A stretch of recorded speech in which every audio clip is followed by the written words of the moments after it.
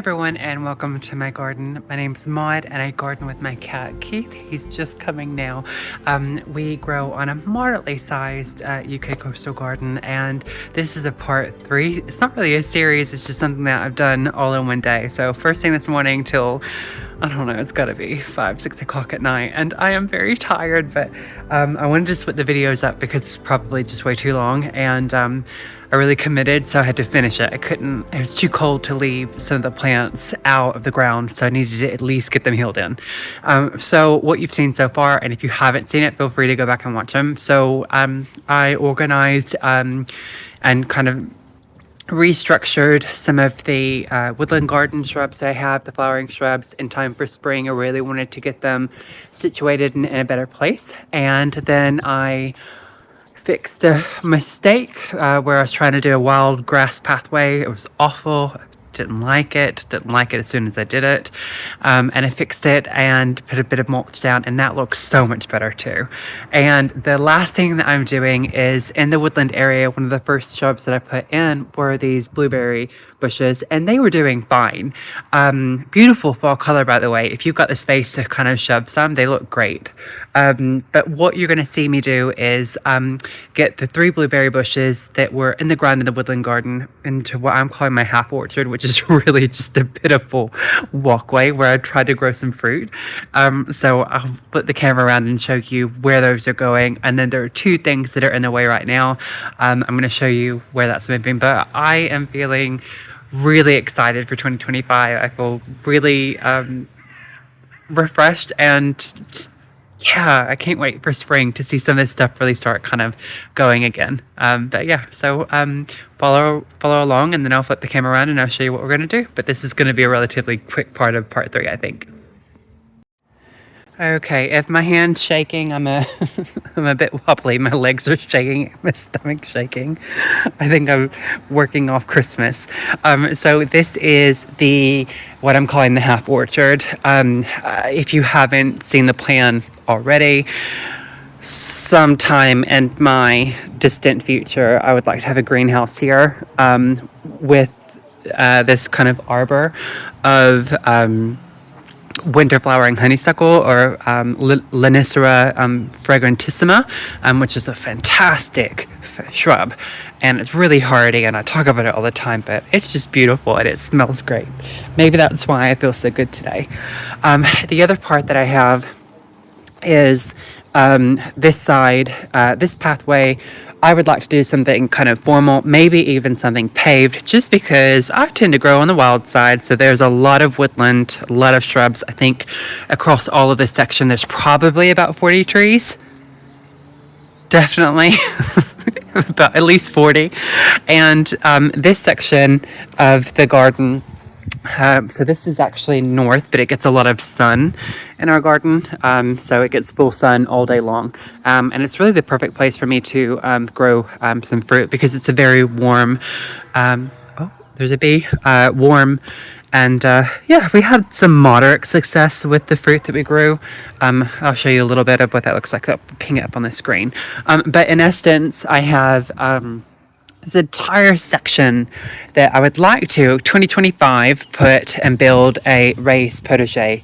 I've dug out the footings, I've covered it all with mulch to just kind of tide me over. That's what all these bricks are for.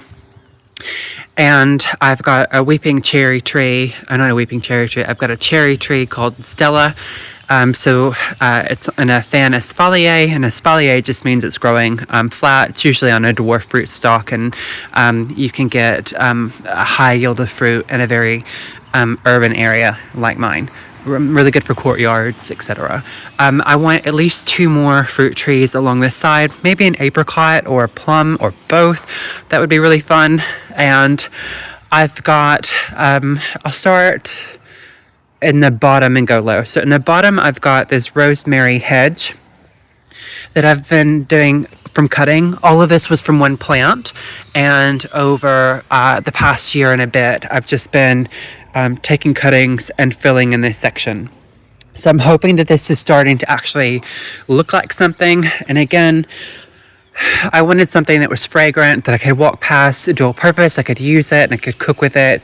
And I did read somewhere that having something that's really fragrant like rosemary at the base of fruit trees helps keep pests away. I'm not sure. Definitely didn't keep the wood lice away, but that's another thing. So I want this kind of low clipped rosemary hedge, and then I've got a red currant half standard. This one looks like it's going to do really well. I need to stake it up to just make sure it stays straight. This is going to stay kind of small and doming. I have another experiment that I'm working on where I've taken some suckers off the bottom of this, and I think they've rooted. Obviously this is grafted, so what I'd like to do is grow the rootstock, which is this section all the way to the ground, which I have over there, and then in the spring try a hand at grafting. I don't know, it might suck, but it might be really fun. So I've got one of these. I also have a Asian pear, and I need to kind of come through and clean these up. I probably think I need to chop these down and start over, but I'm a bit afraid of doing that. So if you're an espalier expert, I'd like to know what your opinion is. But what I've done is I've this was in a fan shape, and I've made it a little bit more horizontal and kind of tucked it back up against the wall because everything was feeling like it was closing in. And the idea is that I've got a columnar apple tree on that end, like I have one here, because this one I want to be completely about symmetry. So fruit tree, columnar, another one here, and then a half standard, one here and one here for red currants. These two shrubs, so this one is actually a vine. This is a Kibia quinata. I really like it. So do the slugs. This is just healed in temporarily, but it's been here for a year, so at some point I want to move this elsewhere. And I've got a David Austin climbing rose bush. This one is Old Woolerton Hall, and eventually I want it against the back of the entire house. It's a really big shrub. I think it can do it for me, but it needs to go in the raised beds that aren't built yet, so I'm kind of stuck with the placement of this for now. I've got some all gold raspberry canes through the back. These are something that I can control the growth, and just wanted to see really how much fruit I could grow in this kind of half orchard space. So the other thing I want to do is get another espalier tree in the middle. That way I've got two. These two things are gone, and then below that I've planted two of these honeyberry shrubs. They're in the Lonicera family, and they've got big kind of grape-sized blueberries, basically. They really struggled last year, or 2024, so I'm really hoping that these kind of bed in and come back and do really well, and I kind of think they will because it's in the same family as this. So I'm really excited about those. So I've got one here, one here. This is a pot-grown raspberry that's got some leaves coming up. This one I've never really managed to get to do much with because ants love raspberry leaves, and it's just always gone. But the blueberry bushes that I picked up, they're really getting ready to, start doing something. This is a really fun variety. It's called Flamingo. It's got kind of a variegated leaf and nice fruit. I think I probably had about 12 blueberries, but where I was growing it was in a lot more shade. So the idea is columnar, fruit tree, half standard, espalier, a fruiting bush underneath each side, rosemary hedge. So I've got a blueberry and a blueberry. I'm going to leave the space for it's difficult, the placement for this, because really this blueberry bush needs to go where this rose bush is. So I'm going to get it as close as possible for now. And then I'll readjust. And then I've got a fruit tree, espalier, another blueberry. that half standard that I've not put here yet, the apple tree. And then I've taken and put the other blueberry bush here for now. So I would imagine that some of these will change over time. But if you look this way, you can start to see that kind of rosemary hedge fill in.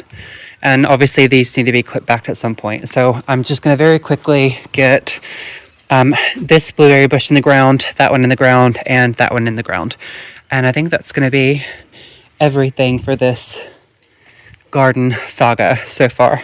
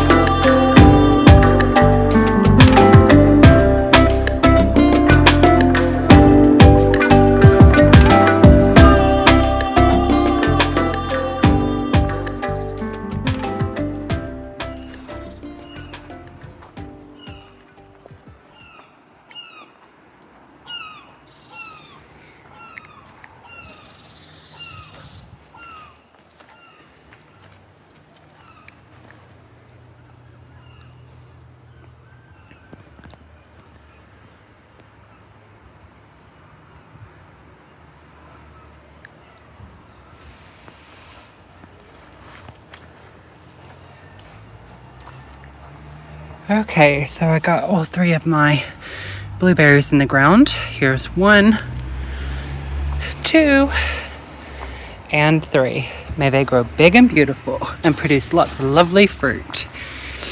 I also laid down some fresh mulch. So that looks a lot better. So much better.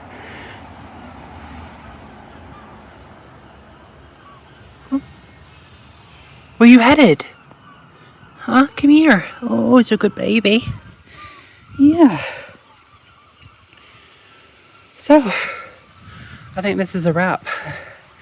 It looks way tidier on this side. Oh, look how clean that looks. Oh, I love it so much. And this is still a grassy path. We fixed the trellis. Keith, enjoy your mound while you... Sorry, seagulls. Enjoy your mound while you can. Clean path. Blueberries in. Oh, I gotta show you this view though. Imagine you're in a nice cozy greenhouse. Hi everyone, hopefully you managed to see some of what we were doing. We did a little bit of work in the half orchard. I think that concludes. So this is going to be a 3-part video. So there will be 2 before, and then obviously this is the last one. And basically I've just been out the entire day. My stomach's shaking, my legs are shaking, I can barely hold my phone. And it's starting to rain now. It was a really, really lovely warm day. It was a perfect day to get some stuff done. I had the best day. But one of the main things that we did was tidy up this area. So I had the blueberries planted, and that I moved from the woodland area, so those are on the ground, and they should be in the perfect place to get going for spring. So we might have some fruit. I'll feed them in the spring. The rosemary hedge is coming along. I think you can kind of see that path a little bit more. It just feels clean and perfect place to start the year. Anyways, thank you so much for watching, and we'll see you later.